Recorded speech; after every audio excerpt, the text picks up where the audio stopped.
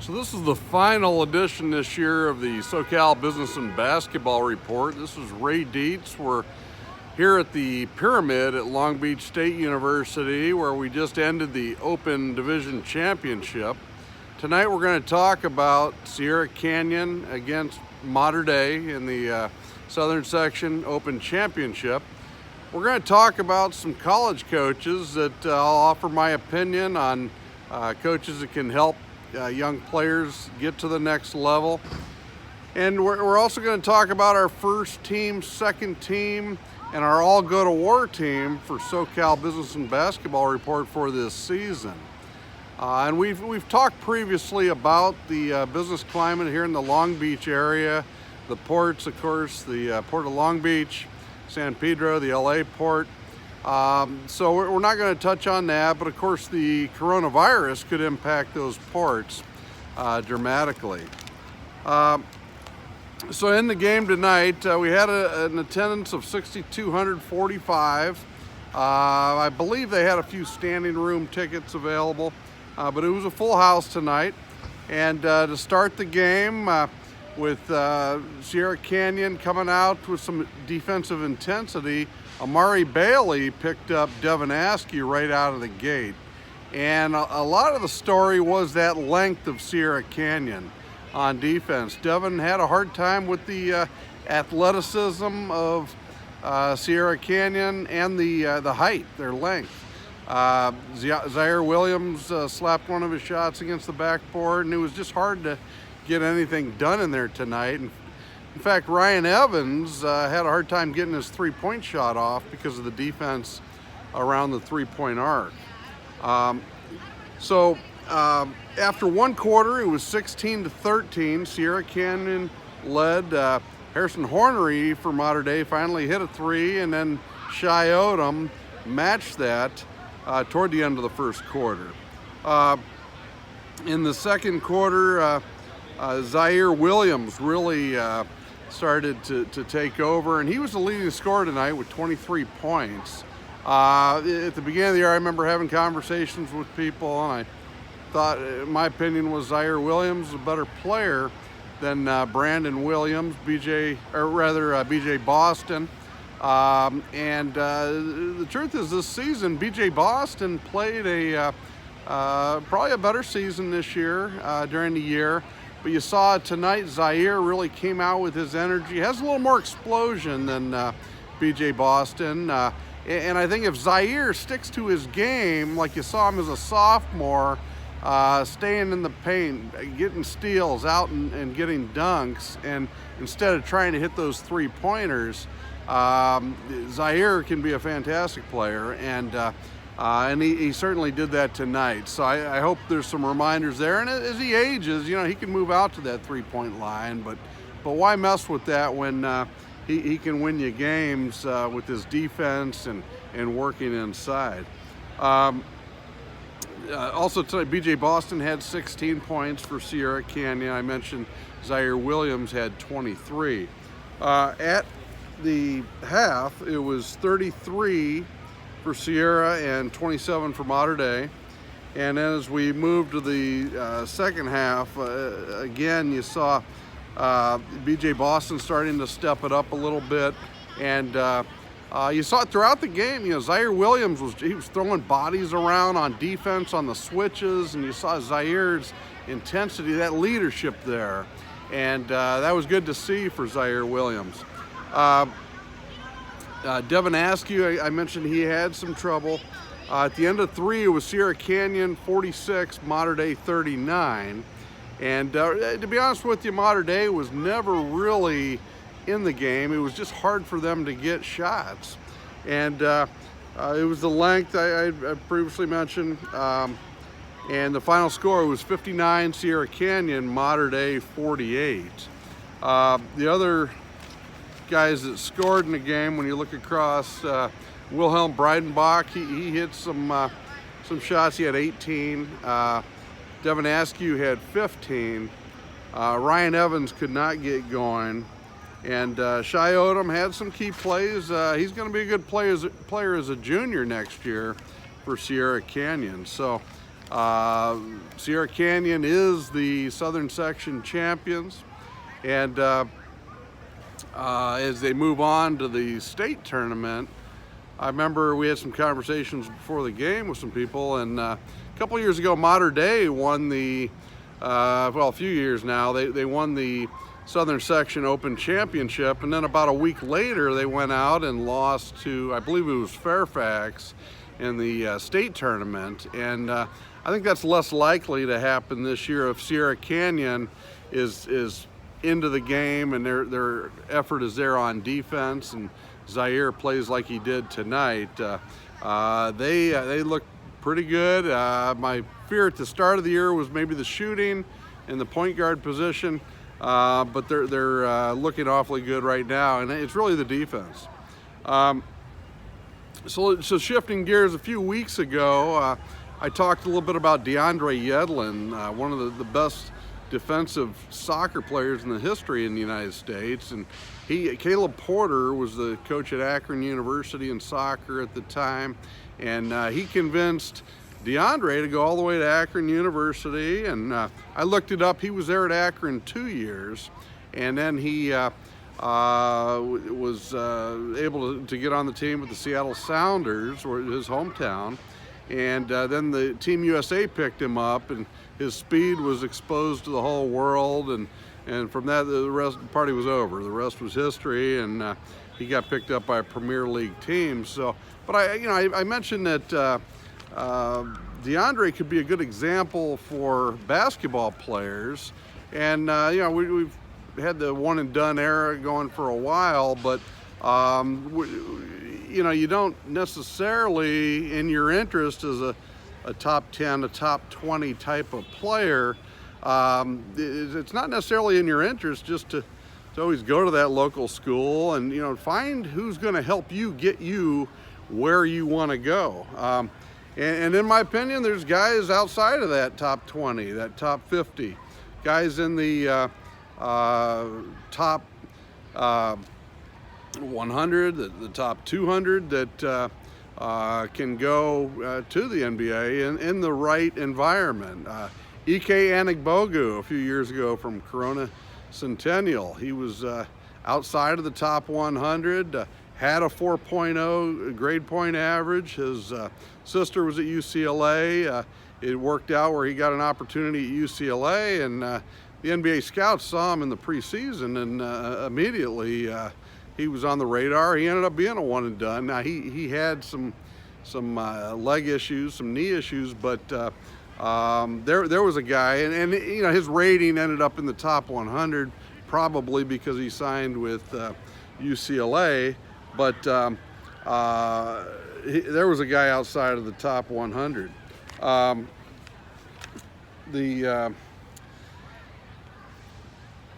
thing I want to shift to now, and we're going to move to our top rated players, the first team, second team, but to hit on some of these coaches that I think can help people get you to the next level.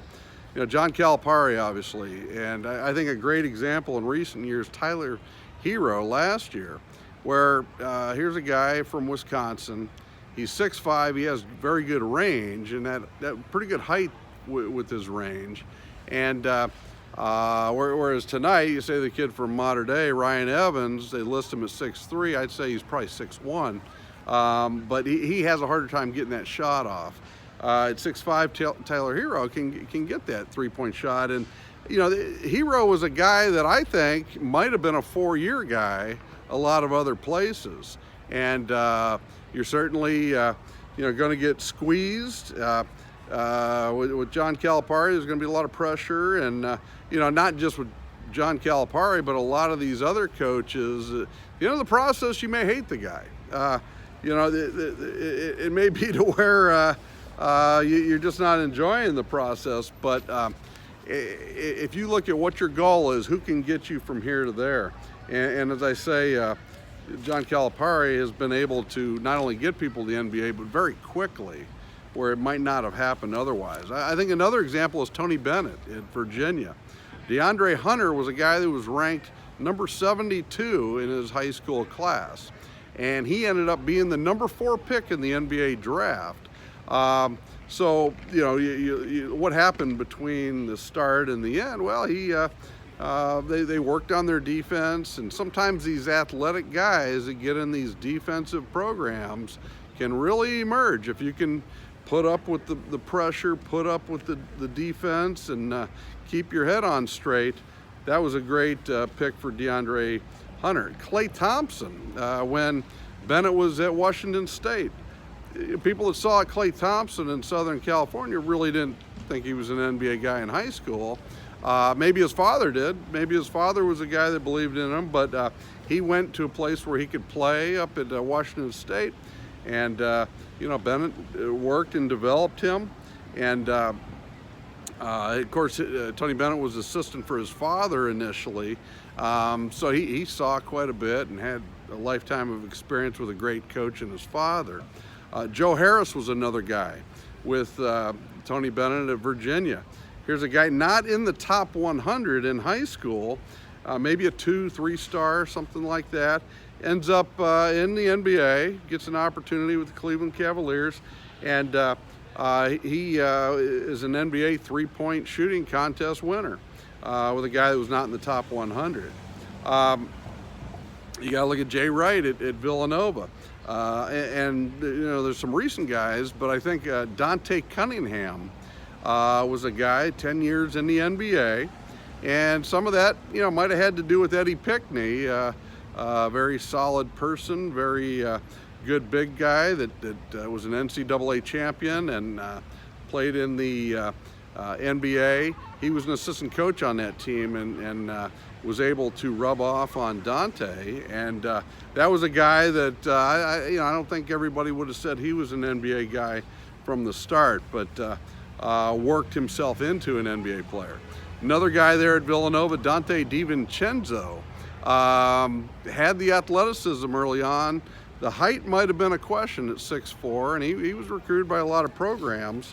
And as you watch Dante develop, I'd get frustrated sometimes where there might have been some turnovers. Taking the ball out of bounds was a problem at times, and I think Coach Wright put a tremendous amount of pressure on Dante, and it was almost, just my opinion, no one told me, but it seemed like it was one of these deals where he was either going to break him or make a diamond out of him, and he became a diamond. He dominated the national championship game, and a lot of times when you make that Final Four, you win that championship game, that exposure, that winning is going to get you opportunities.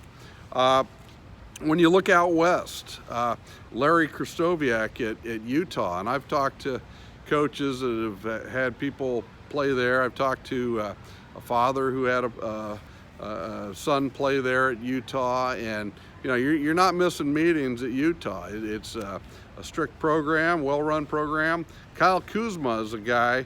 He was around number 200 in high school, and we all know where he's at now. And a guy they have in the program now, a pretty good athlete, Timmy Allen. He was not a top 100 player, and I can see how it's going right now and have a feeling of where it's going to end up with that guy. Dana Altman at Oregon. This guy certainly wins. Seems like he helps guy and doesn't hurt them. We had a local kid, Tyler Dorsey from St. John Bosco and Marantha High School. He played both places. He was number 30 in high school. He ended up being a second rounder. He's currently at Maccabi Tel Aviv. And so there was a guy, he did get drafted, of course. I mentioned second round. And they have a kid in the program at Oregon right now, Francis Okoro, who I thought may have been the hardest playing big guy in his class in high school, from Chicago. About 6'8", so for the NBA, maybe a little undersized, but with that motor, he was not overly skilled in high school, but you just saw him playing so hard. And I'm very interested to see how things go for Francis. But he's a guy where you could get away with 6'8" in the middle, and I think go pretty far at the college level. I said at the beginning of the year I thought Ohio State had Final Four level talent, and so the question, I think, is Chris Holtman's a very good coach.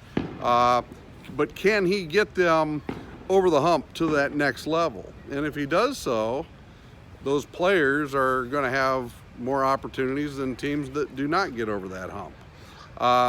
Let's look at Juwan Howard from Michigan. A little too early to tell, I think, with him. He hasn't taken guys there, so it'd be a risk, if we're honest, to go to a place like that. But to me, he was a very good big guy himself, and I gave you the example with Eddie Pickney. If I'm a big guy, I'd probably be interested in talking to Juwan Howard, and I would ask him, are you going to work with me or somebody else in practice and individual workouts? So he would be on my radar, but there's nothing proven there at this point. I'll be honest with you, with USC, Andy Enfield, I think the results have not been as high as the talent level they've had. I think they've had talent that should have done better. I think Porter last year, the kid from Seattle, who's with Cleveland Cavaliers, I think he was going pro no matter where he went in terms of an athlete. So we'll see. I mean, they've got Onyeka Okongwu. He's always been a player that I thought was a pro. And but let's see, can they get a guy that's a fringe guy and get him there? Can they take a team to the Final Four that you think may not? I haven't seen that happen yet at USC. Let's talk Mick Cronin. It's kind of too early to tell with him in terms of the players with this type of talent level at UCLA. You're able to recruit a different level of player at UCLA than Cincinnati, but they just recently signed or got the commitment from Jalen Clark. Jalen's around 100 in the country, okay? He's an offensive defensive player. Aaron Aflalo was rated number 30 when he came out of high school here locally in Southern California. And so they're a little similar. I think Jalen a little thicker coming in out of high school. But let's see how Jalen does through time, and I think that'll give us some signals as well. John Beilein, of course, Final Four coach. Moritz Wagner would tell you that Coach Beilein's who got him to the NBA. Duncan Robinson was a Division III player, and he could shoot the ball, and he transferred to Michigan. He got to the NBA. He's hitting some shots with the Miami Heat. So there's a couple of good examples. PJ Carlissimo, just to give you an example, he's not coaching now, but he gets Seton Hall to the Final Four. They had a guy by the name of John Morton who played hard. I didn't think he was that good. But when you get to the Final Four, you can make your way through a program like PJ Carlissimo's. You're going to get an opportunity. And John Morton was a first-round draft pick, okay? He didn't last forever, but he got an opportunity because of his toughness, and he won. So I think you've got the idea. It's not really, about when you go in and you get, you're at this great game with all the fans, or they've got great dorms, or you hook up with some girl on your visit. You got to really look at, what is the plan? How is this coach going to get me from here to there? So let's move on and move into our top players this year in Southern California. And I hope I tick off a few guys, and some guys get a chip on their shoulder and end up passing some of these guys. I hope it motivates you. Boubacar Coulibaly, rated right now number 232 in the country. He's not on any of our teams this year, but he's a big guy that can handle the ball. If Boubacar finds a program where someone has a plan and they're going to utilize his skill of handling the ball for a big guy, I do think he's a guy that could go to the NBA one day. He could also get lost in the shuffle somewhere. So it's really important, and I hope he has good people around him helping him. And I honestly, I want to single out Josh Christopher and Wilhelm Breidenbach, two guys that I've liked through the years. Wilhelm is on my All Go to War team, which I'll go over in a second, and Josh is on our second team. But the thing I'd tell Josh Christopher is you've got to win, and it's got to hurt you when you lose. That's something that you got to ingrain. And I think, honestly, these two guys, with this AAU culture, they've played so much AAU ball, you get a little deadened to ball games and losing and so forth. Wilhelm played tough tonight here against Ziaire Canyon, but I honestly think Wilhelm's lost a little of the edge that he had last year. And I think he can get it back. I think it's in him. And he's only a junior. He'll be back next year. And if he feels like he's been around forever, he started as a freshman. So anyhow, I wanted to mention those two guys and figure out how do you get to where you want to go. And to Josh, I'll give you an example. Like at Jalen Brunson, who played at Villanova. His dad went and got the shooting drills, the drills for practice before he went to Villanova, and Jalen Brunson worked on those drills over and over. And in fact, I think the coaches even told him, don't worry about it, he'll get it when he gets here. But I thought that was really important, because when you come in, if you don't know how to pivot your feet in the drills in practice, if you're not familiar with things, it kind of puts you a step behind the sophomores, the juniors, the seniors. So do that. Figure out what they're going to do and practice that over the summer. Have that stuff down so you can hit the ground running. Let me get into our teams here. So our first team this year, first guy is BJ Boston from Ziaire Canyon. He played hard just about every time I saw him. He wants to score, and I think the weights will help his explosion. I was a little concerned early about his explosion, but he put in some yeoman's work this year. So he needs to be honored on our first team this year. And he performed tonight as well. In the second half, he really helped his team win tonight in the Open Championship. The second guy is Kajani Wright, a sophomore from Windward. He showed more skills this year than last year. He was on everybody's radar as a freshman. He's got offers from everybody, but he's got. When I'm putting this team together, this first team, I want to win against whoever I'm playing, and so I've got Kajani Wright along with BJ Boston. Third guy, I want Jalen Clark, and Jalen would not have been on this team at the start of the year, but the work he did during this season, he's on the team. He's from Etiwanda, a senior. He's committed to UCLA, and he showed up this year. He had a tough game as a junior when they played Ziaire Canyon, and but this year he had over 30 points in the last week in the playoff game, and throughout the year he did some good work. Fourth guy, and we're going to have 6 guys on the first team, because usually, when you're in practice, you got your starters out there, but you have your 6th man sitting there ready to work in with the starters. So I've got 6 guys on this first team. Devin Askew is number 4, and he's the point guard from Mater Dei, a junior. I think the best point guard in Southern California through the last 10 years.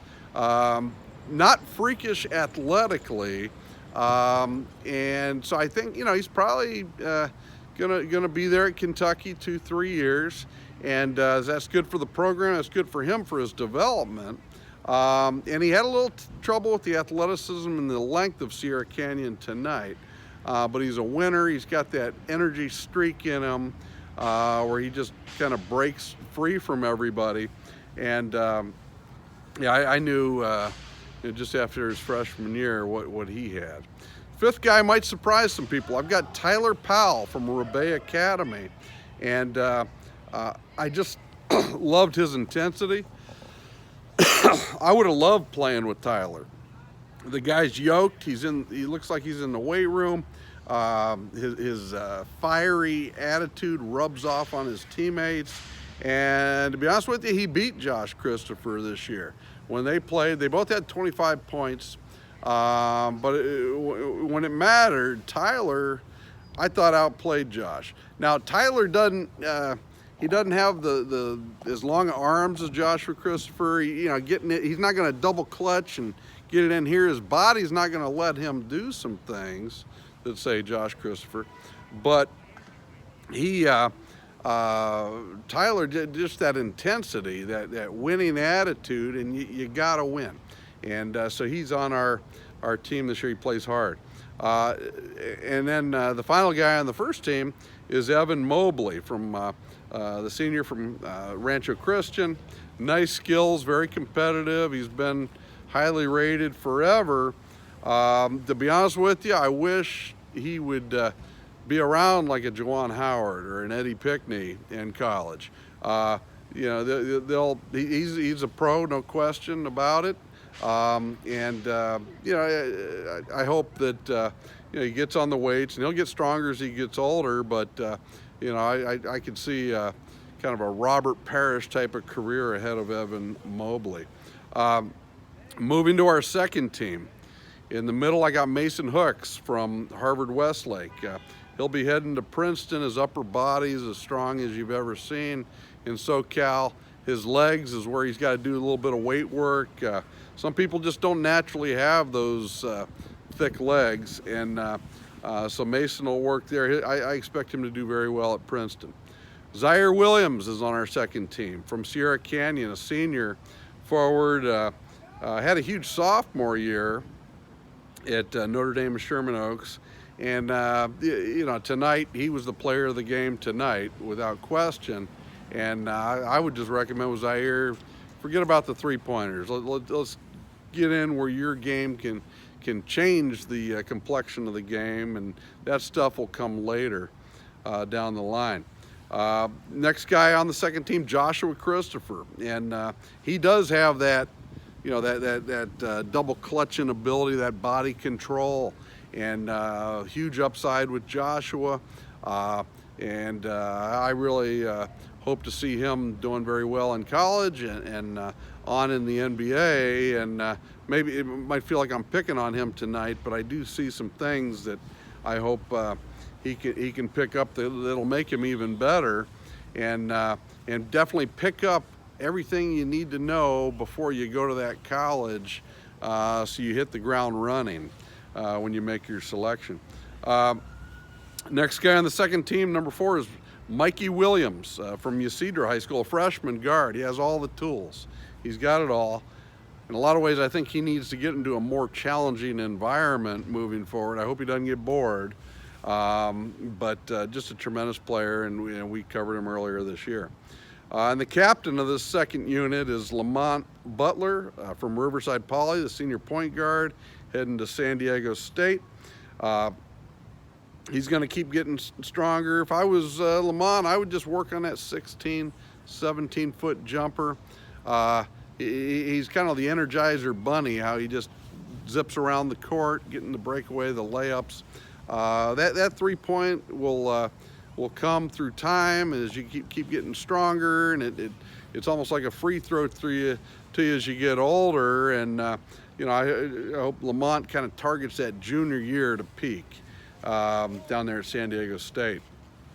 Or I'll go to war team. So some fiery guys, some glue guys that guys you'd want to play with. And the first guy is Fidelis Okereke from King Drew, senior forward.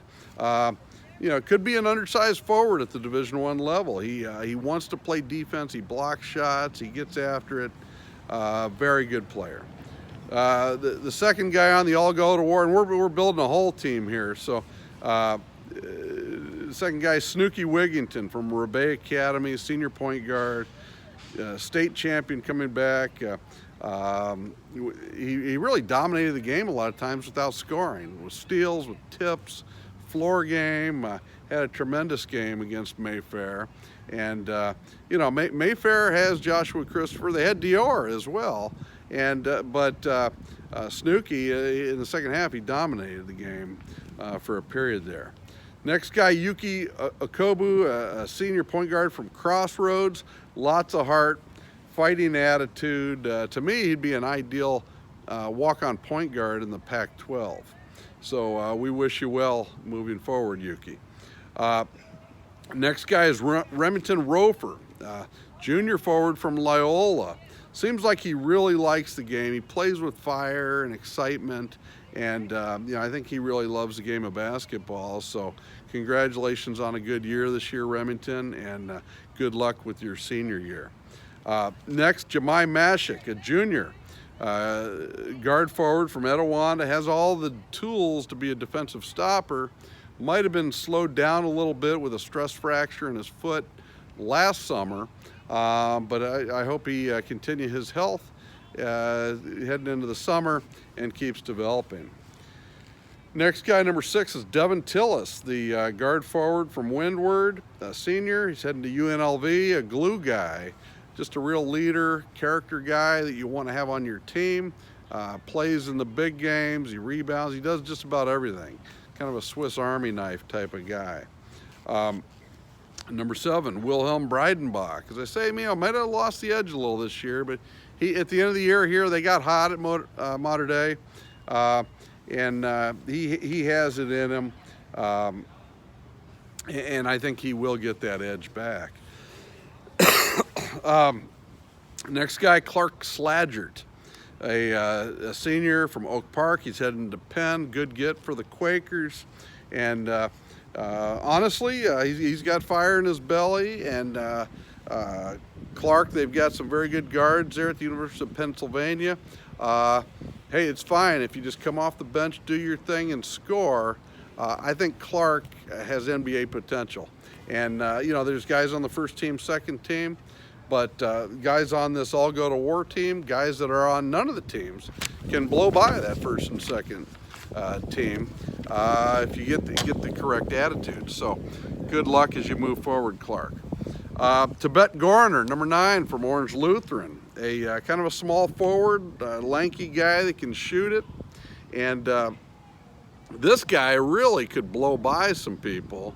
As he gets strength, I mean, you can see that frame. I like this guy a lot, and who knows where everybody ends up. But I see where Nebraska is recruiting Tibet and Wilhelm Breidenbach. If those two guys went to Nebraska, give it a year or two, and they could be back in the game in a hurry there at Nebraska. Andre Henry from St. Francis, another glue guy, can score a ton. He's going to UC Irvine, and the kind of guy you want on your team. And then finally, last guy on our all-go-to-war team, Malik Thomas from Damien, a junior.